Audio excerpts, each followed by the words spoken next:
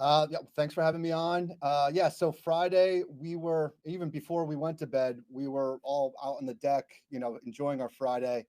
And my we were locking up the house because we knew that there was a prisoner on the loose, and we had this old French door that was off the side of our deck. And I really struggled to get it locked, and my daughter was very concerned. I said, "Don't worry, he's probably nowhere near here." And of course, why would he ever come to this door? So we end up going to sleep. I hear a noise at around 11:30. I walk out of the bedroom, and from my bedroom, I can look down. So I look down towards the living room, and the kitchen's off to the side.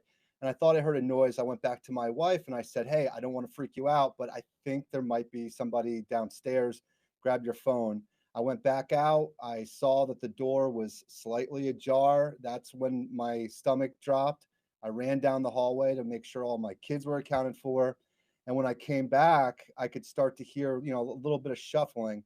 So I grabbed any kind of weapon that I could, and ironically, the only thing that I had there was a picture frame of my wife, a picture frame of my wife and kids. And when I grabbed it, I did like a frisbee motion. Should I go over the head? In that moment, I realized how ridiculous this.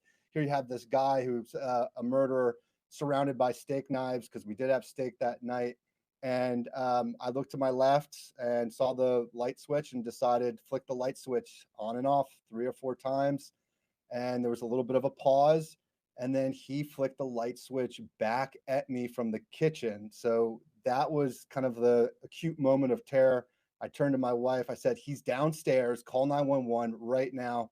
And at that point, there was a little bit of a pause, and I wasn't sure if he was going to come up the steps, at which case I would, have to go down and there would be a confrontation. And in that moment, I saw him walk out of the kitchen into the living room, not even running, just kind of walking methodically. He had a white shirt, white bag, white hat, and he went out that French door. And by that time, I was on the phone with the police, and they arrived moments later.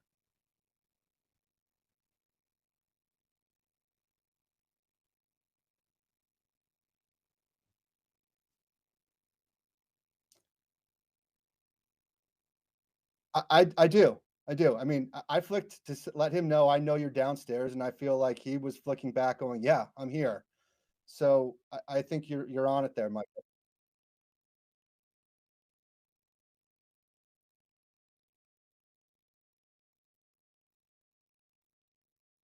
Carco. We have a gas station, convenience store. There's not a lot around here, so he stayed open. He supported the cops. He's given them Gatorades, let them use the air conditioning as refuge, and he's lost, at this point, 9 days of customers. And I feel for the guy, and I just anybody local, yeah, hope they can support him.